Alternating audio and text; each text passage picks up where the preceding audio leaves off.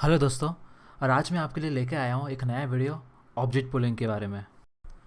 ये वीडियो काफ़ी लंबा होने वाला है, इसलिए मैं स्पेसिफिक टॉपिक्स के स्पेसिफिक टाइम कोड्स सेट करने वाला हूँ ताकि आप अपने मर्ज़ी से कोई भी टॉपिक पे जंप कर सकते हैं। तो इसके पहले मैं ये एक्सप्लेन करूँ कि ऑब्जेक्ट पुलिंग क्या है और इसको इम्प्लीमेंट कैसे करना है। मैं पहले एक्चुअली ये एक्सप्लेन करना चाहता हूँ कि हमें ऑब्जेक्ट पुलिंग की ज़रूरत ही क्यों पड़ी। मैंने यहाँ पे एक सीन सेटअप किया है जहाँ पे आप देख सकते हैं कि एक क्यूब से, जो एक्चुअली क्यूब नहीं है क्योंकि मैंने इसको स्केल किया है, वहाँ से कुछ रैंडम स्पीयर्स और छोटे छोटे क्यूब्स निकल रहे हैं। ये सारे क्यूब्स और स्पीयर्स रिजिड बॉडी है जिनको मैं फोर्स से ऊपर थ्रो कर रहा हूँ। इसके लिए मैंने एक सिंपल स्क्रिप्ट बनाया है जिसमें हर 20 मिली सेकेंड्स में रैंडमली या तो क्यूब या तो स्पीयर इंस्टेंशिएट होता है और वहाँ पे मैं एक रैंडम फोर्स अप्लाई करता हूँ। जो क्यूब्स और स्पीयर्स इंस्टेंशिएट होते हैं उस पर भी एक स्क्रिप्ट है प्रोजेक्टाइल नाम का। यहाँ पे मैंने लाइफ साइकिल नाम का एक कोरूटीन बनाया है जो एक्चुअली कुछ पर्टिकुलर टाइम के बाद खुद को डिस्ट्रॉय कर देता है ताकि पूरे सीन में ये क्यूब्स और स्पीयर्स इकट्ठे ना हो जाए और मेरा पीसी फूट ना जाए। तो ये मेरा सीन सेटअप है जहाँ पे क्यूब्स एंड स्पीयर्स इंसेंशिएट हो रहे हैं और जो प्रोजेक्ट का स्क्रिप्ट है उस पर अभी मैंने टाइम 10 सेकेंड्स का यूज़ किया है। तो मीन्स 10 सेकेंड्स के बाद जो ऑब्जेक्ट जो इंसेंशिएट हुए हैं वो डिस्ट्रॉय हो जाएंगे। अब हम आते हैं कि हमें ऑब्जेक्ट पुलिंग की ज़रूरत क्यों पड़ी। तो यहाँ पे एक फंक्शन है डिस्ट्रॉय और दूसरा इंस्टेंशिएट। कंप्यूटर सॉफ्टवेयर्स में एक बेसिक चीज़ है कि जब भी हम कोई चीज़ मेमोरी में डालते हैं या फिर मेमोरी से रिलीज़ करते हैं तो वो इंस्ट्रक्शन या ऑपरेशन बहुत एक्सपेंसिव होता है। And expensive in the sense कि क्या होगा आपके गेम के साथ, आपका गेम का FPS ड्रॉप होगा। सपोज़ आपकी गेम 60 FPS पे ही क्यों ना चल रही हो, ये ऐसे इंसेंशिएट और डिस्ट्रॉय करने की वजह से आपका FPS 60 से सीधे 30 पर ड्रॉप हो सकता है। अगर आप गेमर हो तो आप समझ सकते हैं कि FPS ड्रॉप होना is one of the most worst thing that can happen in a game. User की पूरे एक्सपीरियंस की बैंड बच जाती है जब FPS ड्रॉप होता है और फिर उनको ये बोलने का बहाना मिल जाता है कि मैं इसलिए मर गया क्योंकि मेरा लैग हो रहा था। तो ऑब्जेक्ट पुलिंग क्या है? तो ऑब्जेक्ट पुलिंग का जो कंसेप्ट है, अगर आपने कार पुलिंग सुना होगा तो आप समझ सकते हैं कि पुलिंग का जो कंसेप्ट है वो शेयरिंग का है। तो ऑब्जेक्ट पुलिंग में भी वही चीज़ है कि हम ऑब्जेक्ट्स को शेयर करते हैं। इस चीज़ को मैं एक एग्जांपल से समझाऊंगा। सपोज़ कि आप एक बहुत ही छोटी सी लाइब्रेरी चला रहे हो, आप सिर्फ 2 टाइप के बुक्स रखते हो, Harry Potter end game of thrones. तो इसमें आप पहले से ही कुछ कैपिटल इन्वेस्टमेंट आपको करना पड़ेगा। जैसे आपको पहले से ही गेम ऑफ थ्रोन्स और हैरी पॉटर्स की एटलीस्ट 50-50 कॉपीज़ आपको रखनी पड़ेगी। क्योंकि आप ऐसा तो नहीं कर सकते कि जब कोई कस्टमर आए और आपको बोले कि मुझे गेम ऑफ थ्रोन्स की कॉपी चाहिए, आप बोले कि मेरे पास तो है नहीं पर मैं मंगाता हूँ, आप कल आइए। ये सेम चीज़ यूनिटी के इंस्टेंशिएट में होता है। इसमें टाइम लगता है, ये एक एक्सपेंसिव ऑपरेशन है। और सपोज़ कि आपने इन्वेस्टमेंट तो कर लिया, आपके पास 50 कॉपीज़ है दोनों ही बुक्स की। सपोज़ कि एक कस्टमर आया, उसने बोला कि चलो मुझे ये एक हफ़्ते के लिए रेंट पे चाहिए हैरी पॉटर की कॉपी। तो जब एक हफ़्ते के बाद वो वापस आएगा तो आप ऐसा तो नहीं करोगे कि चलो अब मुझे रिटर्न करने के, नहीं, अब ये बुक मुझे नहीं चाहिए, आप इसको फेंक दो। क्योंकि ये सेम बुक और आप दूसरे कस्टमर को आप दे सकते हो। मुझे मालूम है कि एग्जांपल सुन के काफ़ी लोगों को ऐसा लग रहा होगा कि कौन सा लाइब्रेरियन ऐसा करेगा कि बुक्स को रिटर्न करे और बोलेगा नहीं मुझे नहीं चाहिए, मैं नया मंगवा लूँगा, इसको आप फेंक दो। पर बिलीव में ये सेम चीज़ काफ़ी सारे गेम डेवलपर्स अपने गेम डेवलपमेंट में ये चीज़ करते हैं और इनको रियलाइज़ भी नहीं है। तो यहाँ पे जो मैंने बुक फेंकने का जो मैंने एक एग्जांपल दिया है वो एक्चुअली गेम ऑब्जेक्ट डिस्ट्रॉय का है जो हम यूनिटी में यूज़ करते हैं। तो सेम जो लाइब्रेरियन है जो रेंट का प्रोसेस करता है कि वो चीज़ें को लेता है और रेंट पे देता है, वो कोई चीज़ फेंकता नहीं है। और जब तक उसके पास स्टॉक है तब तक वो नया स्टॉक बाई नहीं करता। तो ये सेम चीज़ ऑब्जेक्ट पुलिंग है जो हमें यूनिटी इंजन में इम्प्लीमेंट करना है। तो चलिए हम अभी ऑब्जेक्ट पुलिंग को इम्प्लीमेंट करते हैं। उसके पहले मैं एक फ़ोल्डर बना रहा हूँ और उसके अंदर मैं एक नया स्क्रिप्ट बना रहा हूँ जिसका नाम होगा ऑब्जेक्ट पुलिंग मैनेजर। इसी के अंदर मैं और एक क्लास बना रहा हूँ जिसका नाम है ऑब्जेक्ट पुल। इस क्लास को हम बाद में इम्प्लीमेंट करेंगे क्योंकि हमें पहले एक नई स्क्रिप्ट बनानी है। यहाँ पे जो भी ऑब्जेक्ट्स पुल होंगे उस पर एक स्क्रिप्ट ड्रैग होगी, तो उसी स्क्रिप्ट का हमें एक बेस क्लास को बनाना है। तो मैं यहाँ पे एक नया स्क्रिप्ट बनाने वाला हूँ जिसका नाम है बेस पुल बिहेवियर।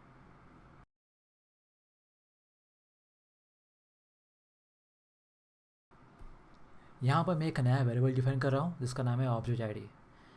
हर एक पुल ऑब्जेक्ट का एक यूनिक आईडी होगा जिससे हम उसको बाद में आइडेंटिफाई कर सकते हैं कि वो ऑब्जेक्ट क्या है।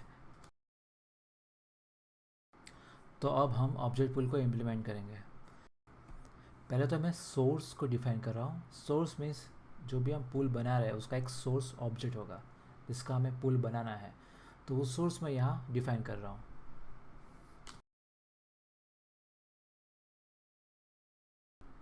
यहाँ पर मैं एक कलेक्शन डिफाइन कर रहा हूँ जिसमें सारे पुल ऑब्जेक्ट्स स्टोर रहेंगे। ये वेरिएबल एक्चुअली कोर है ये पूरे ऑब्जेक्ट पुलिंग मैनेजर का, ये पूरे सिस्टम का। It's like a bank.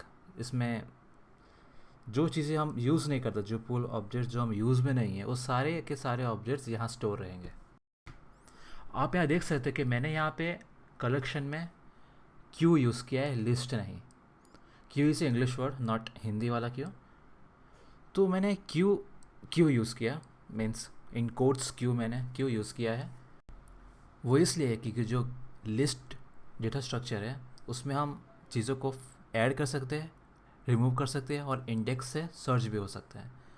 लेकिन ये जो क्यू डेटा स्ट्रक्चर है उसमें हम या तो चीज़ें ऐड होती हैं या तो रिमूव होती है। यहाँ पर फाइंड का फंक्शनलिटी होता नहीं है, इसलिए क्यू डेटा स्ट्रक्चर ज़्यादा एफिशिएंट है और हमारे पर्पज़ के लिए इनफ है, इसलिए मैंने ये क्यू डेटा स्ट्रक्चर यूज़ किया है। अब हम ऑब्जेक्ट पुल के कंस्ट्रक्टर को इम्प्लीमेंट करते हैं और फिर ये ऑब्जेक्ट पुल के कंस्ट्रक्टर को इम्प्लीमेंट किया है। यहाँ पर मैंने 3 वेरिएबल पास किए हैं, ऑब्जेक्ट आईडी, सोर्स और प्रीवॉर्म कैश। प्रीवॉर्म कैश एक्चुअली वही है जो मैंने शुरुआत में एक्सप्लेन किया था, एक टाइप का कैपिटल इन्वेस्टमेंट है।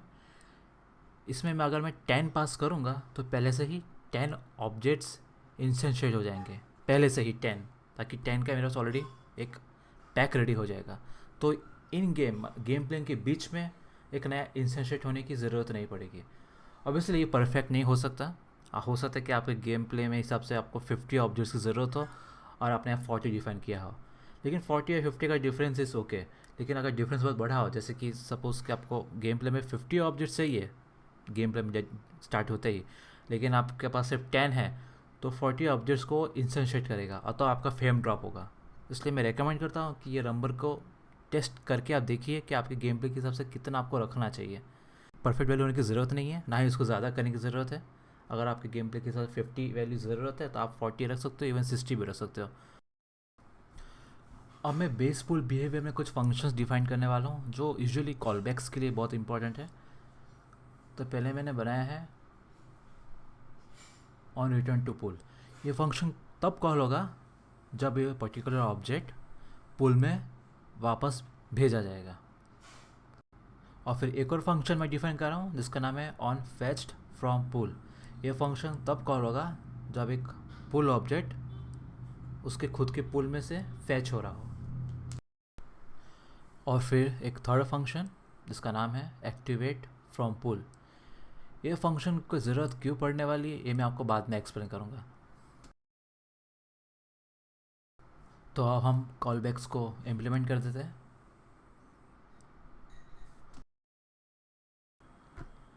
अब हमें 2 फंक्शन बनाना है जिससे हम पूल में से ऑब्जेक्ट को हम फैच कर सकें और रिटर्न कर सकें। तो पहले मैं फैच करने का फंक्शन बना रहा हूँ।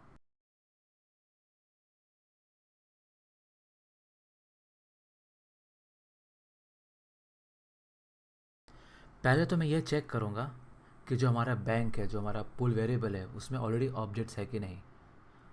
तो अगर उसमें कोई ऑब्जेक्ट नहीं है तो ऑब्वियसली हमें इसको इंस्टेंशिएट करना पड़ेगा। यह हमें जितना हो सके अवॉइड ही करना है रन टाइम में। इसलिए मैं रेकमेंड करता हूँ कि प्रीमियम कैश को जितना हो सके हाई रखिए अपने गेम के हिसाब से। 50 या तो 50, 60 डिफाइन कीजिए या 40 डिफाइन कीजिए। और फिर एल्स में मीन्स कि हमारे पूल बैंक में ऑब्जेक्ट्स अवेलेबल है, तो इसमें भी जो हमारा जो पूल वेरिएबल है उसमें से मैं फैच करूँगा। इसमें से सिंपल फंक्शन है डी क्यू, इसमें कुछ फाइन ट्यूनिंग की ज़रूरत नहीं पड़ी। डी क्यू मीन्स ऑटोमेटिक वो डेटा स्ट्रक्चर से निकल भी जाता है। तो ये हमारा फैच फंक्शन रेडी हो गया है। तो अब हम रिटर्न करने का फंक्शन भी बना देते हैं। तो इसमें सिंपली यही होगा कि जो हम ऑब्जेक्ट पास कर रहे हैं वो हमारे पुल वेरिएबल में जो कलेक्शन है वहाँ पे ऐड हो जाएगा। यहाँ पे फंक्शन का नाम लेकिन ऐड नहीं है, एन क्यू है। तो इसलिए प्लीज़ आप इसमें कन्फ्यूज़ मत होना। और हाँ, इसमें रिटर्न टू पुल नाम का जो हमने कॉल बैक बनाया था उसको भी कॉल करना नहीं भूलना है। अब एक क्लीनअप फंक्शन भी बना देते हैं। यूजुअली पूरा जो हमारे बेस पुल है उसके सारे ऑब्जेक्ट्स और कलेक्शन को नल कर देगा। तो अब हमारा बेस कोड तो अब रेडी हो गया है, पर हमें ऑब्जेक्ट पुल को भी मैनेज रखना है, इसलिए हमें ऑब्जेक्ट पुल मैनेजर की ज़रूरत पड़ेगी। तो उसके अंदर मैंने एक डिक्शनरी डिफाइन किया है जिसके अंदर इंटीजर जो एक्चुअली ऑब्जेक्ट पुल आईडी होगा और ऑब्जेक्ट पुल, ये वेरिएबल एक्चुअली एक पुल का कलेक्शन है। जैसे कि हमने ऑब्जेक्ट पुल में एक पुल बनाया, इसमें सिर्फ एक पुल है, इसमें सिर्फ एक ही टाइप के ऑब्जेक्ट्स का पुलिंग होगा। तो यहाँ पे जो डिक्शनरी है वहाँ पे मल्टीपल पुल्स का कलेक्शन है। यहाँ पर भी हमें फैच और रिटर्न का फंक्शन बनाना है। तो यहाँ पर जो फैच है ऑब्वियसली हमें कौन सा ऑब्जेक्ट फैच करना है उसका हमें आईडी पास करना पड़ेगा, और इसलिए मैंने यहाँ पर स्टार्टिंग में एक आईडी असाइन किया था कि हमें कौन सा ऑब्जेक्ट को फैच करना है और रिटर्न करना है वो हमें पता चले।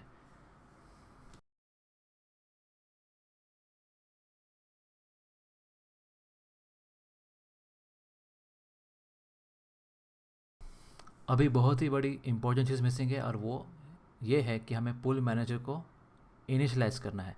क्योंकि अभी हमने यहाँ पे ऑब्जेक्ट्स को ऐड कैसे करेंगे वो फंक्शन अभी बनाया हुआ नहीं है, इसलिए मैं एक नया फंक्शन बनाऊंगा जिसका नाम है रजिस्टर। उसके अंदर ऑब्जेक्ट आईडी और सोर्स होगा। और ऐसे ही मैं और एक फंक्शन बनाऊंगा और रजिस्टर नाम का, जिससे मैं कोई भी ऑब्जेक्ट पुल को, कोई भी स्पेसिफिक ऑब्जेक्ट पुल को मैं रिमूव कर सकूँ। यहाँ पे भी मैं एक क्लीनअप फंक्शन बनाऊंगा। ये क्लीनअप फंक्शन की ज़रूरत क्यों पड़ने वाली है वो मैं आपको बाद में एक्सप्लेन करूँगा। बेसफुल बिहेवियर में मैं एक और फंक्शन डिफाइन कर रहा हूँ जो एक्चुअली एक टाइप का कॉल बैक है। यह फंक्शन का नाम है ऑन सोर्स रजिस्टर्ड। ये जब भी कोई सोर्स को हम रजिस्टर करेंगे तब ये फंक्शन कॉल बैक होगा, और फिर ऑब्जेक्ट पुल में भी हम इसको कॉल कर लेंगे। तो पुल मैनेजर का फर्स्ट ड्राफ्ट बन चुका है, तो हम इसको इम्प्लीमेंट करते हैं।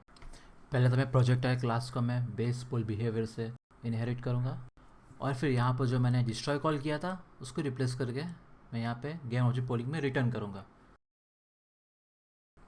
यहाँ पे एक चीज़ नोट करना है कि जो स्टार्ट फंक्शन है वो मोनो बिहेवियर के लाइफ साइकिल में सिर्फ एक ही बार कॉल होता है, लेकिन जो गेम पुल के जो ऑब्जेक्ट्स है वो कभी डिस्ट्रॉय होते ही नहीं है।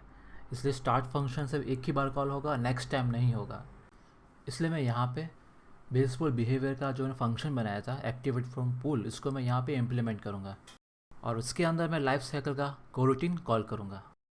अब मैं प्रोजेक्ट का जनरेटर स्क्रिप्ट में आ गया हूँ। पहले तो हमें पुल ऑब्जेक्ट के सोर्सेज को रजिस्टर करना है। तो यहाँ पे मैं सोर्स क्यूब और सोर्स स्पीयर को मैं रजिस्टर करूँगा।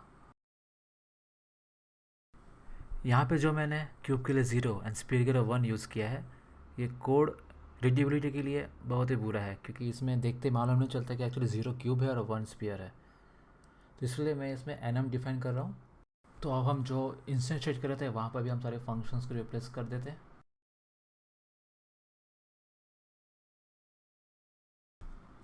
यहाँ पे हमें फोर्स अप्लाई करने से पहले हमें activate from pool function call करना है।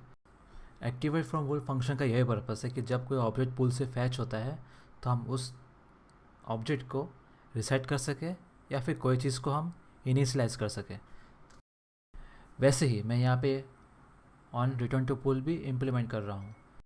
यहाँ पे मैं यह चाहता कि जब कोई ऑब्जेक्ट को मैं पुल में वापस भेज रहा हूँ तो ऑब्जेक्ट को मैं डीएक्टिवेट कर दूँ, और इसीलिए मैंने एक्टिवेट फ्रॉम पुल में मैंने ऑब्जेक्ट को वापस एक्टिवेट करवाया।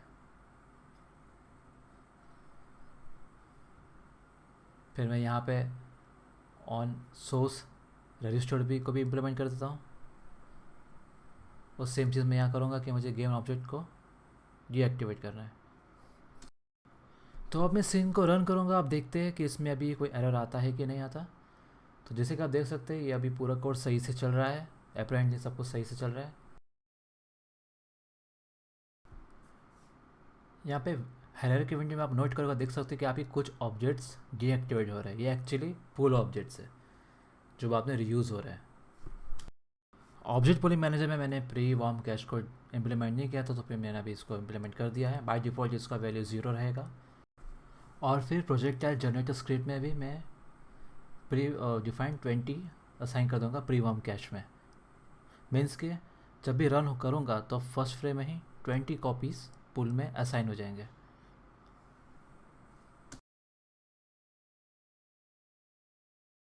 तो जैसे मैं रन करता हूँ कि आप हायरार्की विंडो में जो लेफ्ट में आप देख सकते हो कि काफ़ी सारे ऑब्जेक्ट्स ऑलरेडी इंस्टेंशिएट हो गए थे। तो इसका यही फ़ायदा है कि जितना हो सकेगा ऑब्जेक्ट्स आप स्टार्टिंग के फ्रेम या फिर स्टार्टिंग के लोडिंग टाइम में ही आप इंस्टेंशिएट कर लो, ताकि गेम प्ले के टाइम इंस्टेंशिएट करने की ज़रूरत ही ना पड़े। और अगर इंस्टेंशिएट और डिस्ट्रॉय नहीं होगा तो FPS ड्रॉप नहीं आएगा। यहाँ पर मैं एक और चीज़ दिखाना चाहता हूँ कि जब मैं ग्राउंड को हाइड कर देता हूँ, थोड़ी देर के बाद ये स्पॉनिंग में प्रॉब्लम हो रही है, जैसे कि ऑब्जेक्ट्स डायरेक्टली फॉल कर रहे हो।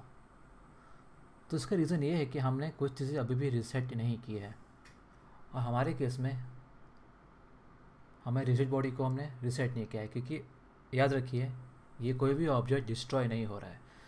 तो यहाँ पे जो रिजिड बॉडी है उसका वेलोसिटी भी रिसेट नहीं हो रहा है, वो जो पुराना था वही सेव रख रहा है। जब वो गिर रहा था, जब उसकी वेलोसिटी थी, वही वेलोसिटी रिटेन कर रहा है। तो हमें क्या करना है कि जब हम on return to pool call कर रहे हैं तो वेलोसिटी और एंगुलर वेलोसिटी दोनों को ही हमें ज़ीरो कर देना है।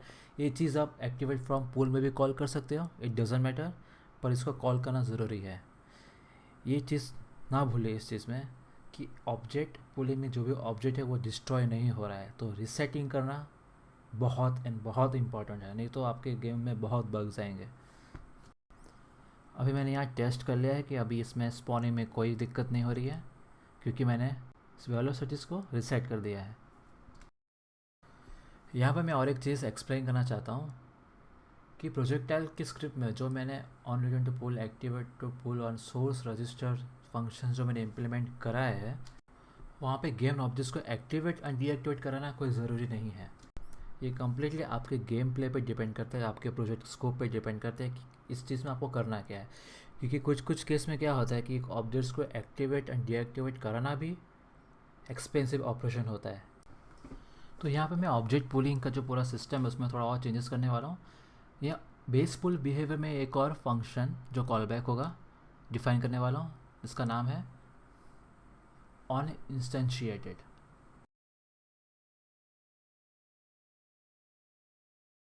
अब मैं ऑब्जेक्ट पुलिंग स्क्रिप्ट में जाऊँगा, वहाँ पे जो मैंने ऑब्जेक्ट पुल का जो क्लास डिफाइन किया था वहाँ पे एक क्लियर डिस्टिंक्शन मुझे मेंटेन रखना है कि अगर कोई चीज़, कोई ऑब्जेक्ट मैंने इंस्टेंशिएट किया है तो स्क्रिप्ट डॉट इंस्टेंशिएट कॉल होगा, और अगर कोई जो पुल वेरिएबल है वहाँ से फैच हो रहा है तो on fest from pool call होगा, जिससे मुझे क्लियर डिस्टिंक्शन रहेगा कि जो ऑब्जेक्ट जो मैंने फैच करवाया है वो इंस्टेंशिएट हो गया है या फिर पुल में से आया है।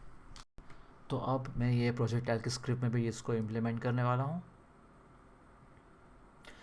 तो मैं ये चाहता कि जो मैं सोर्स डिफाइन कर रहा हूँ मैं उसको डीएक्टिवेट ही रखूँ, इसलिए मैं ये चाहता कि जब सोर्स रजिस्टर्ड हो तो वो साइड एक्टिव फॉल्स ही रहे, लेकिन जब कोई ऑब्जेक्ट इंस्टेंशिएट हो, कि ऑब्वियसली अगर जो सोर्स ऑब्जेक्ट अगर डीएक्टिवेटेड है तो अगर मैं उसको इंस्टेंशिएट करूँगा तो ऑब्वियसली वो भी सेट एक्टिव फॉल्स ही होगा। इसलिए मैंने ऑन इंस्टेंशिएट में ऑब्जेक्ट को मैंने एक्टिवेट करा के ट्रू कर दिया है। और अब मैं ऑन रिटर्न टू पुल में मैं इसको सेट एक्टिव फॉल्स को निकाल दिया, क्योंकि अब मुझे इसको डीएक्टिवेट नहीं करना है। अब मैं सिर्फ रिजिड बॉडी डॉट इस किनेमेटिक यूज़ करके इसको मैं ट्रू कर रहा हूँ ताकि उसमें कोई फिजिक्स अप्लाई ना हो, और फिर इसके पोजीशन को मैं काफ़ी दूर रख दे रहा हूँ ताकि ये चीज़ कैमरा में रेंडर ना हो। एक्टिवेट फ्रॉम पुल फंक्शन में भी जो मैंने गेन ऑब्जेक्ट को सेट एक्टिव ट्रू करवाया तो उसको भी मैं निकाल दूंगा, क्योंकि आप पुल ऑब्जेक्ट एक्टिवेट डीएक्टिवेट हो ही नहीं रहे। तो अब इसमें मैं भूले बिना रिजिड बॉडी इस किनेमेटिक को मुझे फॉल्स करना है। ऑप्शनली मैं सारे कोरोटीन्स को भी बंद करवा रहा हूँ ताकि कोई भी एक्टिव कोरोटीन ना रहे, क्योंकि मैं अब ऑब्जेक्ट डीएक्टिवेट नहीं होगा तो कोई कोरोटीन ऑटोमेटिक बंद भी नहीं होगा। ऑब्जेक्ट पुल मैनेजर में भी ऑब्जेक्ट पुल के क्लास में मैं script dot on return pool function call कर रहा हूँ जब हम प्री वॉर्म कैश कर रहे हैं तब, ताकि वो डीएक्टिवेट का जो फंक्शन है जो हमने किया होगा वो यहाँ पे कॉल हो जाए। अभी मैंने रन किया है प्रोजेक्ट को, आप देख सकते हैं कि जो ऑब्जेक्ट पुल के जो ऑब्जेक्ट्स है जो डीएक्टिवेटेड है जो पुल में है वो एक जगह पे स्टे कर रहे हैं। मीन्स कि यहाँ पे मैंने ऑब्जेक्ट को डीएक्टिवेट नहीं करा है पर फिर भी ये पुल में है।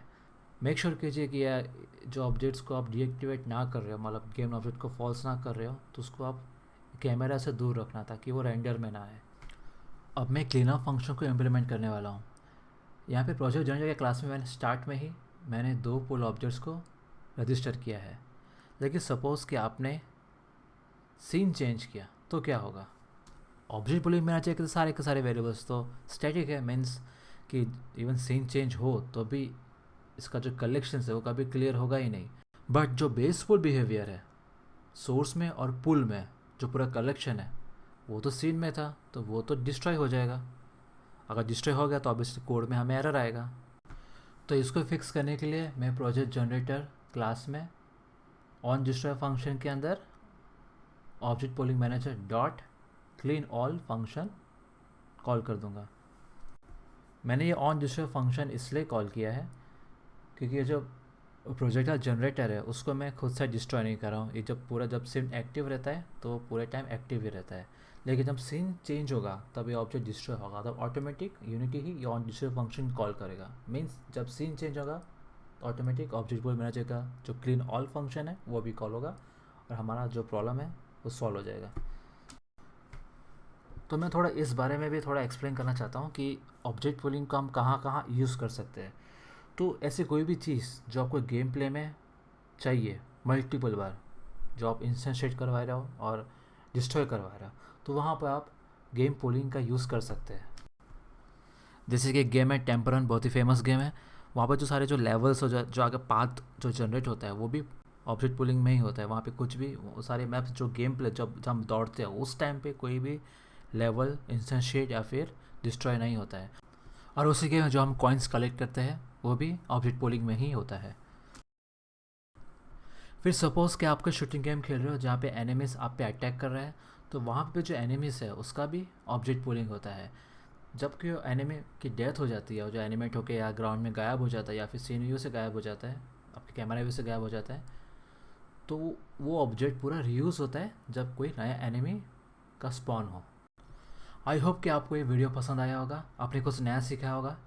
तब हम मिलते हैं नेक्स्ट वीडियो में, तब तक के लिए stay safe and good bye.